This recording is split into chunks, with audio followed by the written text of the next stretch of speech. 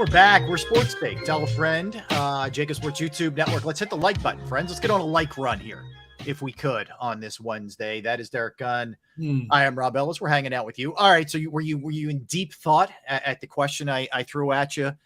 Best, if you're just tuning in, best Eagles defender post Brian Dawkins era. That's 2008 to present. So, for example, I see Danny D says Eric Allen. That is way before. That's way before Doc. Yeah, Danny, that we're talking about here. This is after Dawkins left. 2008 was his last season here. So, you can pick it up in 09. Like, I give you an example, Derek. You threw a great name out there. Yeah. Go ahead. No, go ahead. No, you said Asante Samuel. Yes. Who, first of all, great name and sort of underrated in Eagles lore. The only problem is they spent 1 year together. They were together in 08. But so you won't allow me to? No, that can count because he was here after Dawkins. Yeah, okay, but then I thought a little bit more about it. I came up with one more, but that's a tough one, Rob. It is tough. Like we're getting great answers here. Like Christy says, I'm going with BG for sheer longevity and professional growth. Then Malcolm, then Fletch, then Trent Cole. I mean, she named a lot of good ones there, but they're all, that's good. Very valid. The Eagles fan came up with the one I was just about to say. I'd have to say Malcolm Jenkins. Yep. Because he was so versatile in how they used him. They used him down in the box, back up. He was such a solid player in so many areas, a sure tackler. Wasn't the fastest DB out there, but I guarantee you won't find many smarter than him. The way they utilized him. Well, he played special teams too. Yeah. He was always there to answer the bell for anything that was happening, team wise. Derek, there'd be a crowd of 100 people around his locker all the time in the locker room, whether he was addressing stuff with the team or social issues or whatever. He never ducked anything. And was a darn good player on top of everything else. I remember one interview, and I forgot what the topic was, but it was a very heated topic at the time. When people rushed over to Malcolm Jenkins to get him to talk about, I believe it has something to do either with the NFLPA or a foundation that I forgot what the heck it was, but all of his answers were on. He had written them out on cards. I remember that. He didn't say a word. He just kept holding up cards, and that was it. And I was like, that is profound. Yep. Because the more you asked him questions, the more frustrated you became, but the more satisfied he was with the card he would hold up. Yeah. So basically, he was saying, I'm tired of talking about this. This is my answer. Yeah. I got you. And that was, and he was, look, darn good player. Trent Cole deserves more love than he probably gets too, from all of us. Because I don't always mention him when I'm talking about really good Eagles defensive players. Brandon Graham's really hard to argue with the longevity that he's given this team. And, as much as people get frustrated, I think sometimes with Fletcher Cox has been a mainstay in the middle of that defensive line for now a decade, so he's in any conversation that you have as well. That's who so the three that popped to my head right away were Fletcher Cox, Brandon Graham, and Malcolm Jenkins. But I'm glad people are bringing up Trent Cole. That's a good one too. Trent Cole's my guy, and Trent Cole, if you look at his history, he didn't miss many games. No. And I said, how are you playing a linebacking position that always gets nicked up and you're not missing any games? He said, D-Gun, I learned early in my career, you have to keep your feet moving and your head on a swivel. I mean, he says, when you see this scrum, he said, if you notice when there's scrums or pile-ups, he said, my feet are always moving. I'm always pushing people away from me. He said, I don't let people get around my legs. I'm like, it's so simple, yet why more players think about that? Because if you really think about it, look at how many bodies are flying when there's like a fumble, a scrum for a ball, or, a short yardage situation when you got major congestion in there and everybody's pushing one way or the other. Yeah. But Trent Cole gets in there and he gets out. His feet are always moving. And that was huge. I was to look up his stats real quick. His stats were phenomenal in terms of how few games he missed. Yeah, and he was just really, really consistent. He was just a consistent guy.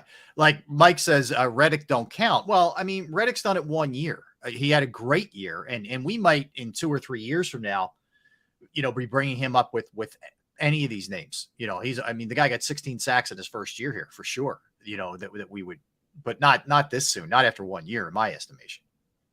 Do you know in 10 years with the Eagles, he missed 3 games? That's amazing. 4, correction, 4 games. That's really. Isn't that something? in the trenches, that's a tough thing. Yeah, that's unbelievable for a linebacker to play that many games and avoid serious injuries. But I agree. he perfected the art of keeping your head on the swivel and keep your feet moving. Yeah, he did. Yep. But it was fun little exercise because most of the time you're drawing back to Dawkins, right? But if you pick it up after Dawkins and look at it that way, you could. It's really, I think, a nexus of Malcolm, of Trent Cole, of Brandon Graham, and Fletcher Cox. I think that's your Mount Rushmore, if you will, during that time period. All right, present day, Derek. Present day expectations. We looked at the offense yesterday. Let's look at the defense. All right, so 20 points per game allowed, which was tied for 7th. Yep. They were best in the league against the pass, 179.8, which ties into 70 sacks, which was first. They were very mediocre against the run. They were 16th, tied for 16th. They gave up 121.6 per game on the ground. Which is not a bad number. Not a great number, but it's not a bad number. It's not bad. It's okay. You know, it's okay. Where they got hurt, well, the Super Bowl obviously hurt them, but there were certain situations in games where I think they got hurt up the middle. Against other teams' runners. They were also very good at yards per game allowed, they were second in the NFL. 70 sacks. Here's the thing. We were talking about this yesterday, so I looked it up. They were third in turnover differential at +8. Most of the year they led, and then they kind of fell off a little bit late. They were third in takeaways, 27, which is a very good number too. Like they're both quality numbers. You're in the top 3 in your turnover differential and your takeaways. That's an excellent number. So we all know what they lost. They lost Hargrave, which was 11 sacks. They lost CJ GJ, which is 6 interceptions.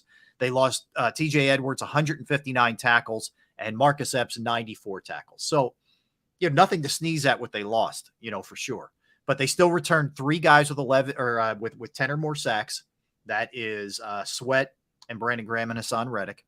Reddick with 16, Sweat 11, Graham 11. Fletcher Cox from the defensive tackle position, 7 sacks, which is a really good number for a defensive tackle. So there's still a team that should be up there, if not top 3-ish, 4 in terms of sacks. The question is, do you have guys in the secondary who are going to take the ball away? Because that we know how critical that can be to give your offense a short field. I think the cornerbacks, Darius Slay and James Bradbury, definitely have the capability of getting a significant amount of takeaways. From the safety position, don't know. That's a big mystery. Edmonds coming in here from Pittsburgh, Blankenship now assuming a starting role compared to playing a lesser role for the team last year. I don't know in that regard. I don't know if they'll have as high a volume of takeaways as they did last year. There's so many pieces to this equation. It starts with the 5-6 new coaches they brought in. What is their philosophy? What is their mindset? They've sat down and studied the film and have talked about how they want to use certain players like a Hassan Reddick, Josh Sweat, the D tackles in their type of defense. But is their type of defense going to turn these guys loose to garner the individual numbers that they did in 2022? Hard to tell. Yeah, it is. Yeah. Again, and because they play so many inferior opponents, now you're playing a much better crop of opponents this year. That has to figure into the equation as well. Yeah. I think they're going to have a good defense, a solid defense, even with the integration of all these young players. Like I said the other day, Jordan Davis and Nakobe Dean are basically redshirt freshmen this year because their roles are being elevated. You have to get Jalen Carter acclimated. You have to get Nolan Smith acclimated. Brown on the back end if he's going to play for him, the rookie. You've got some huge question marks that will only be answered once the ball is kicked off for real in September. So we don't really know. The possibilities and the potential is unbelievable in that regard. But Rob, as we know, many times what looks good on paper doesn't necessarily translate to that type of play on the field. I'm with you. Like I view it as a work in progress. I think it's going to take them a little while to get there. But that's okay. I mean, that should be expected. They're not going to come out of the chute ready to go or be at their top form. I think the offense, on the other hand, should be in their top form. The offense doesn't have any excuse as far as I'm concerned. But defensively, you have 2 new linebackers and 2 new safeties, and it's new young guys, unproven guys on the defensive line expected to do something with a new defensive coordinator. That's a lot. And I don't know that we're all taking that into account enough here, because I think we're expecting the defense to look similar to what it looked last year. Like I bet you, Derek, if we look at this, you and I are sitting here after week 17, hopefully before the playoffs start for the Eagles, we're sitting there and we're looking back and we're going to say, look, they were definitely a team that was led by their offense. But if you watch, the defensive numbers improved as the season goes on, which is a little bit ironic because their schedule is very tough after the bye week, which is late. But I still think they're going to be better in terms of takeaways. I think they're just going to be a more cohesive unit, understanding what the strengths are. I'll give you an example. Last year, it took the defense and Jonathan Gannon a little while to really utilize Hassan Reddick at his best. Yes. They were still dropping him into coverage a little bit more, and doing some things. Yeah, that didn't necessarily fit him. And then it's only a natural thing, but they figured it out. So I think you're going to see some of that this year. And here's the other part. Some guys might get weeded out. We may be sitting here saying, man, do you remember when they thought Nick Morrow could be a starting linebacker? Like, I'm just giving him as an example, or we could be surprised by him. No, I couldn't agree with you more. This offense, they don't even need a training camp, to be honest with you, because it's so intact, which is a rarity to bring back almost everybody. Yep. This offense should accidentally score 28 points a game. There's no question about that. Oh. And if they score 28 a game, they're going to be in every game they play. Yep. Now, can the defense get the necessary turnovers? See, we don't know. Everything that we have in terms of questions pertains to the defense. Yep. What that defense did in 2022 was simply phenomenal. But you have so many things, so many variables that you have to equate to what they were able to accomplish. Yeah. They were loaded. They played offensive lines that were banged up. They played second and third tier quarterbacks a lot of the way, guys that shouldn't even be starting in the National Football League. But that's not their fault. They went out and did their job against whoever they had to play. Now you're talking about Patrick Mahomes and Josh Allen in back-to-back weeks and so on and so forth. You're going to look at Geno Smith. You got to go to Seattle to play him. I'm not putting Geno Smith in the same category as Josh Allen and Patrick Mahomes, but he's a much better caliber of quarterback than they played for most of last season. I agree. So they got to play these guys now. And let's see what happens. And then you got Dak twice, and Dak basically is an Eagles killer. Yeah. So let's see what happens. I think one of the other things is how much of a proximity are your older players going to be to what they were last year? Is Brandon Graham going to be similar? Is Fletcher Cox going to be similar? Bradbury and Slay are in their 30s now. Like, are they going to be? Are we going to see the step, losing a step here and there from those guys? There's that end of the spectrum, then there's the other end of the spectrum.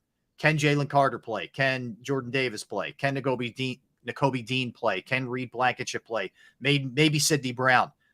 Can all these guys play who you may be asking to do a lot? There's like a real older end of the spectrum and younger end of the spectrum feel for this defense. There's a couple of middle guys, but for the most part, you're counting on a sort of weird mix here on the defensive side. There's no question about it. You have Slay, who's 32, Bradbury 30, Graham 35. I believe Fletcher's now, 32, 33? Yeah, he's got to be around there. So you're mixing old with new. How well will it mesh? Well, for the most part, they play together well. But you're right, they're a year older. Will they give you that? I mean, my concern is, what Darius Slay are you going to get? We saw him play like a Pro Bowler. First half of the season, all of a sudden he tailed off. Why? I don't know. Yeah. Will another year under his belt? What's it going to look like? Yeah. What's it going to look like? And also, was there something else? Was there a disconnect with Gannon? Like, is that the reason why it fell off a little bit? Or, maybe that's a good thing if that's what it was, and then maybe he and Desai can figure out whatever went on there. I mean, they reinvested in him. They extended him when it looked like he was out the door. That was one of the weirder. I mean, he's tweeting about leaving. There were all kinds of reports that he was gone, and suddenly he's back. Very, very strange circumstance there. Couldn't agree with you more. Yeah. And so I would be surprised if this Eagles defense, once it came together, if it's not a top 10 defense. I don't know if it'll be a top 5 defense. They have the personnel, but I don't know because I don't know much about the size of coordinator. He's got to call the shots. He's got to set the tone. Yep. I don't know. You don't know much about Jacoby Dean setting in the middle of that defense. He's got the headgear. He's set in the middle of that defense. You don't know how quickly he can decipher all this stuff. I mean, too many people think if you're a phenomenal player at the collegiate level, you're going to be a phenomenal player at the pro level. No, that's not the case. Mm-hmm. No. There's exceptions to every rule, but some players have to grow into their position. And as they grow into that position, they make mistakes along the way. It's a natural progression. Yeah. And so now Jacoby, who sat on the sideline, watched, learned, listened, asked questions, now he's got to do it. When that ball snapped, he's got to make that decision. When an offense steps to the line of scrimmage, he's got to be able to see it and call it like in a matter of seconds. And if you call the wrong thing, you're going to get exposed. I don't care how good you are, you're going to get exposed. Yeah.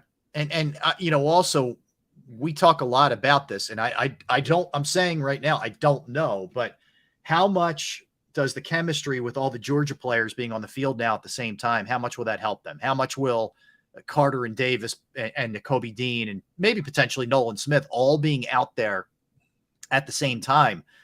How much does that help? Or do you get to the pros and it's like, okay, that was great. You did that against Mississippi State, but this is the big boys here. I don't know. I don't think it can hurt. Let me put it that way. Knowing what the other's tendency is, I don't think it can hurt you. No. But I don't know how much of an impact it necessarily has. I don't either. And only time will tell. And we'll be talking about it week in and week out, the highs and lows, pluses and minuses. Yeah. What we see, what we wanted to see that we didn't see, and so on and so forth. The offense, you know what the offense is going to look like. Yeah. You know who the primary weapons are. You know what the quarterback is. The running back is going to be interesting.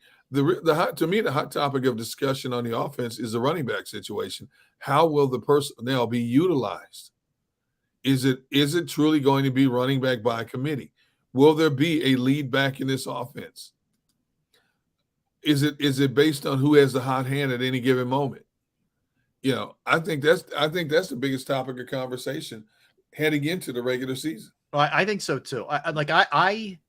My best guess is, if somebody's hot, you're going to ride him for at least a couple of series, and then you change it up a little bit. I think that's how they're going to go. Like, I think Swift might get the start very first game or whatever. And if Swift has a big couple of series, then I think you ride him for 3 series, maybe something like that. And then is where I think you're going to see Penny mixed in. Penny could also come in like, it's 3rd and 3 or something like that. And you feel like you can pick it up with him. You'd rather pound him than pound Swift. Swift is either a home run threat or a pass catching running back out of the backfield. And then the beauty too is like how many options you have in short yardage and or goal line between a keeper for Hurts behind that line, either a tush push, or Scott and Gainwell are good in those short yardage situations too. And Penny should be as well. So you should be really effective in that area. See, Scott is a forgotten entity because of the other 3 guys ahead of him. Mm-hmm. Yeah. No, I think he is. We lose Gunner. All right. Why don't you single me up here, Tone? I think we got him back. No? Yeah. What happened? Oh, he's back. All right. We lost you for a second. Really? We lost you for 1 second. Yeah. You were saying Gainwell's sort of a lost. Yeah. No, I said Boston Scott is the lost entity in all this. I mean, because he's only going to, if you think about it, he's only going to get touches if one of the other guys gets hurt. It's true. You look at his touches last year, very limited role. And but he's a quality back. He's a small back, but he's a quality back with a lot of lower body strength. Mm-hmm. Yet, what's his role on this team? He's going to play special teams, but outside of that, how do you utilize him? If Swift is your primary back on the swing passes, screen passes, so on and so forth, if Penny's your banger between the tackles, if Gainwell's a combination of the two, what is Boston Scott's role on this team? Yeah. Yeah. I mean, I think some of it, both he and Scott could. The only way that their roles really emerge is if somebody gets hurt, I think, potentially. Exactly. That's it. Like Sills says he would use Swift the way the Cowboys use Pollard. Yeah. I mean, that's playing to his strengths. True. hit him out of the backfield, wheel routes, you know, Yep. whether it's dumps, incorporate the screens a little bit more. Streaks down the sideline. Yep. Yeah. I mean, there's a lot of things you can do with him, with that talent, with that explosive talent that he has. So I think that's where you're going to see the offense maybe look a little bit different than what we've seen in years past, where offensively we didn't see a lot of screens. You know, and let's face it, the Eagles' philosophy is pass to get a lead, you know, run to kind of eat clock. That's always where they're going to be. And it's not to say they don't run the ball. They don't get away from it as much as Andy used to, maybe, but it's not a primary. The primary is going to be throwing the ball. And when you have Jalen Hurts, AJ Brown, Devontae Smith, Dallas Goedert, hard to argue that logic. I have no question. No question about it. Yeah. So that's, I think, offensively, hit the ground running. Defensively, patience is going to be a virtue here, but good luck with Eagles fans having patience. But you know, I think you're setting yourself up for some frustration if you think the defense is going to look the same as it looked last year right away. It's not. It's just not. Hey, we'll get to this later, but I want to just touch on it because the first game of the year is the Patriots. Did you see this new video board that they're putting up there at Gillette? No, I've heard about it. All right, you ready for this? Okay. It's 22,200 square feet. It's 370 by 60. Oh, jeez. I mean, so I didn't realize they're doing a $250 million renovation on Gillette Stadium, and that's part of it. I saw a picture of it. Derek, it feels like it takes half the stadium. It feels like it just it's sick. It is absolutely sick. It sounds similar to what Atlanta has. Atlanta has one of these boards. It basically goes almost all the way around the stadium. Yeah. And when you look at whatever they're running, an advertisement or they're showing the highlights of some of the better plays, the play goes like this all the way around. It's really sharp how Atlanta did it with that new Mercedes-Benz Stadium down there. Mm-hmm. Sounds something similar to that. Yeah. Now, is this thing going to be ready for this upcoming season? Yes, their hope is that it's ready for week 1 against the Eagles. That's the target for the screen, for the video board. Yeah. Dude, think about something that big, and they're doing it now. Obviously, they've been doing it since the offseason. Yep. But still, to get that thing ready in less than a year, how meticulous and how many hours workers have to put in just to make sure that thing is right. Because, you know, if you're spending that kind of money on it, you want it to work from day one, not day 4 or 5, from day one. Yep. You know, so I'm curious to see what it looks like. And you know they're going to showcase it on the broadcast. Oh, for sure. Absolutely. And look, it's the season opener. B, they're honoring Brady. You know, there's going to be a lot going on in that game. That's why I say that's going to be a much more emotionally charged game than I think people anticipate. They're just looking at it like, you know, New England was mediocre last year and the Eagles are just going to run through them. I don't think so. I think that's a close game. Eagles, I think it was 5 points is what they were favored, but I think it's going to be close. Like that's going to be a field goal kind of game. You know what? I couldn't agree with you more. Say what you want to say about the Patriots offense. Their defense will come to play. Oh, yeah. A Bill Belichick defense will come to play. Mm-hmm. Now, the only thing you can hope for is the offense sputters to the point where they keep turning the ball over, giving it back to the Eagles, or the Eagles can sustain lengthy drives and just wear that defense down. Yeah. Wear them into submission. But Patriots have some ball players on that defense. And that defense is going to be a good matchup for the Eagles. Good first test out of the gate for the Eagles offense. Yeah, I agree. I mean, the thing we just don't know with them is, you know, what impact does Bill O'Brien have on Mac Jones? Even if there is a good impact, is Mac Jones that good? And, you know, frankly, I'm not scared by their weapons. No. I don't love the receivers. I don't love the running backs. I think Belichick has relied too. You could get away with not having spectacular players with Brady. And I think he's made a mistake of not getting enough playmakers for Mac Jones. I really do. Yeah, I agree. But if you know, he wants to run the ball, if their running game can control the clock, they're going to stay in that game. Yeah, because that's the way you beat the Eagles. Keep the only way you beat is to keep that offense off the field. If they can average 3.5 yards a carry in their running game, it's going to be a lot closer than people think. Now, obviously, remember, they can 7s instead of 3s. You can't get down the field and just kick 3s because once you get a ball back to the Eagles, they're going to score some points. Yeah. But if they can sustain drives and chew up the clock, control the clock, and put points on the board, sporadically. This is going to be a really entertaining game that first came out of the gate. I think so too. I mean, the blueprint that was laid out there when the Redskins beat the Commanders beat the Eagles in the regular season.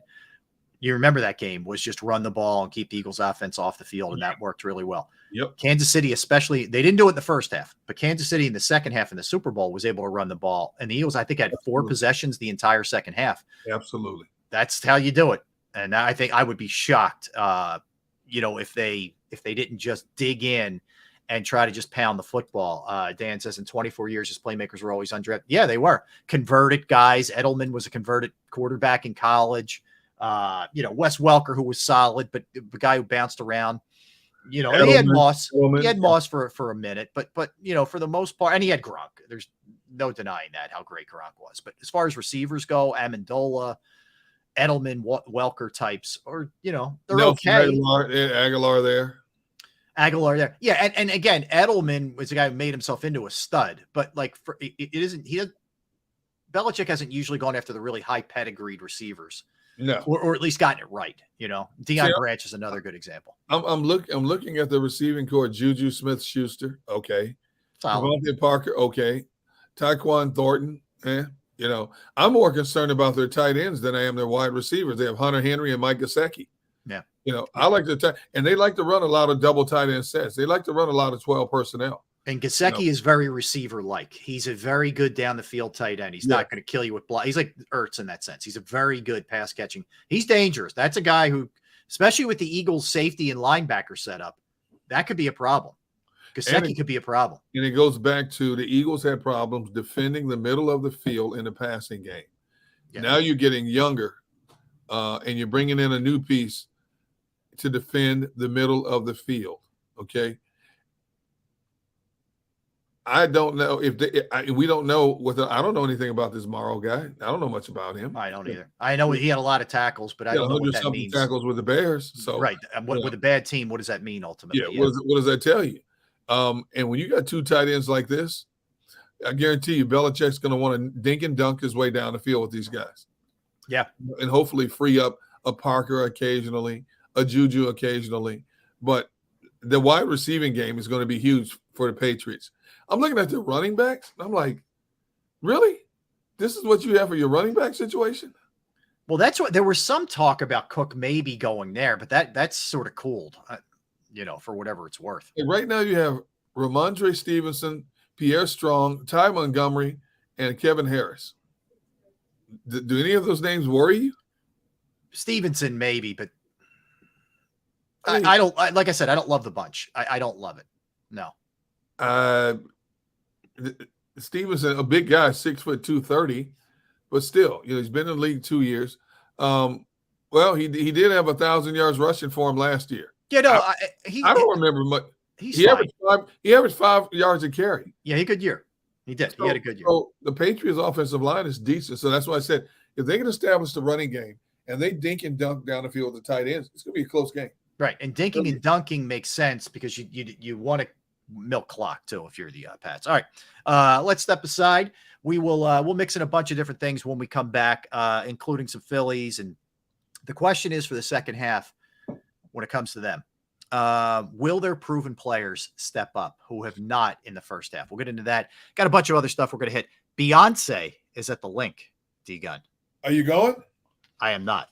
I will be working tonight, but I have a question for you. Yes. Thank you. Just to ponder on. We'll do this in a little bit. All right. Greatest music artist of the 21st century, 2000s to today. What? Great. Well, some would say Beyonce, wouldn't they? I guess you could say Beyonce. I got one for you. All right. I'll hold it. I got one. Okay. Think about it. Think about it, everybody. We'll dig into that as well. All right, let's get a quickie in. We'll come back. We'll discuss the Phillies, all that kind of stuff. We have our NFL segment. Our greatest series continues with the Seattle Seahawks today. We will do Seattle when we come back. Don't go anywhere. Derek Gunn, Rob Ellis, Sports Take. All right, let's talk about Jim Murray and Principal Financial Group, because finding that right person can be a challenge to handle your investments, right? And I was right there at the front of the line for a long time, but I can tell you from personal experience, I found someone I trust with my finances, and it's Jim Murray and Principal Financial Group. Whether it's retirement planning, 401k review, insurance review, you might have a small business and you're trying to get your employee benefits off the ground, or if you're just not sure about something, about what direction to go, about a stock that you feel like might be hot, whatever, Jim is there for a resource. There's a reason why I'm about to give you his number and his email address, because I can tell you, I personally have entrusted my IRA, my 401k rollovers with Jim, and I couldn't be any happier. You will be too. Give him a call. 610-996-4751. 610-996-4751. You could email him as well. Murray, Murray, .jim@principal.com. That's Murray.jim@principal.com. Do you stream on a Roku, Fire Stick,